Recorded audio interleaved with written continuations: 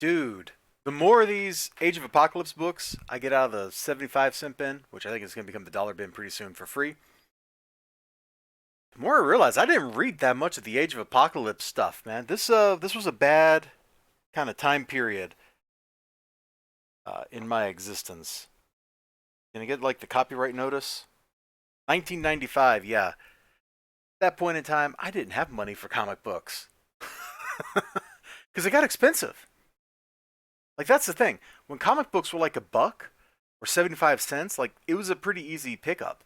You didn't have to justify it. But you get to the mid 90s, this is like a $2 book. And there were a lot of other books that were more expensive than this sitting on the spinner rack in the gas station. Yeah, that really ages me, doesn't it? That really dates me. So let's start off here. Let's start off with this review of The Amazing X-Men number 2 from April 95, The Age of Apocalypse. So first off, we got a really cool cover here. We got Storm and Quicksilver fighting this crazy dude here. Who's that crazy dude? We get introduced to him immediately, like right off the bat in the book. I didn't recognize this character, by the way. We got some kid in here, and he's hiding, and he's sad. You know, it's a bad day. In the Age of Apocalypse universe, like the North American continent is overrun by Apocalypse and his goons. They're waging war on humanity, kind of like how in the other timelines, humanity wages war on the mutants. Like it's the inversion of what normally has been going on. So you got this kid. He's all alone. He's crying. He's in like the sewers or the basement of a building. It's flooded. There's nothing but debris around him and rats. And this freaky, shadowy thing shows up. The X-Men, maybe? I don't think so. Truth boy, I'd rather you hold on to that empty hope. See, that's what I feed on. And then we make a mistake. It's a cool mistake, but it's still a mistake. We flip orientations. I get it. You really want to show off this character vertically, and he looks pretty cool. But having to turn the book just to look at that, I mean, like it won't even fit the whole page on the frame. They like to do that kind of thing in the 90s a lot for some reason. I don't really understand it, where they would have like a normally laid out book, and then we'd have to rotate the book for a couple pages, and then we'd flip back. But it is pretty cool. It's a nice, effective, like centerfold looking piece. Really kind of shows you how evil Abyss is over here. Shows you kind of like what his powers are. He like takes himself apart and he can wrap around people and stuff. Like it's pretty gnarly. It's a pretty gnarly piece. He's got this great like look at his mouth over there. Like it's real cool. It is real cool. Where his exterior is like this purple inky blackness, and then like he's got all this like lighter blue tone on his insides. Like very effective colors. It's very striking. I like it.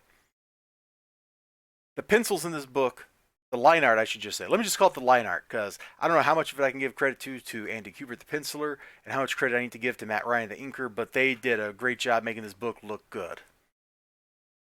The coloring, I think, is digital. This was like right around the time Marvel bought Malibu, get like their top secret digital technology for coloring books, and it kind of bears the marks of like some of that early stuff. It looks good on this paper, but I don't know that I like the way the colors look on all the pages. So kind of what's going on. Mutant Brotherhood shows up. They've taken over some Sentinels. They're going to kill a bunch of humans. You got a couple of X-Men over here to stop them. Pretty standard like superhero, supervillain battle stuff, right? Yeah, you're actually right. But there's some fun bits in here because Pietro, Quicksilver, goes to stop one of them that's one of the mutants that's trying to melt into the crowd of people. And the mutant turns out, boom! Looks like Wanda. He freaks out. And then Dazzler, looking like the baddest person around. Like, have you ever seen Dazzler just like finger gun somebody like that? I don't think so. Respect for Dazzler right there. Then we get like lots of cool fighting and stuff, and that's how the book kind of rolls for a while. There's like combat, action, a little bit of mystery. That stuff at the start with the kid pays off. It's not just like a throwaway because Storm and Quicksilver go looking for him, which means they end up in a fight with that Abyss dude. It's all a ton of fun.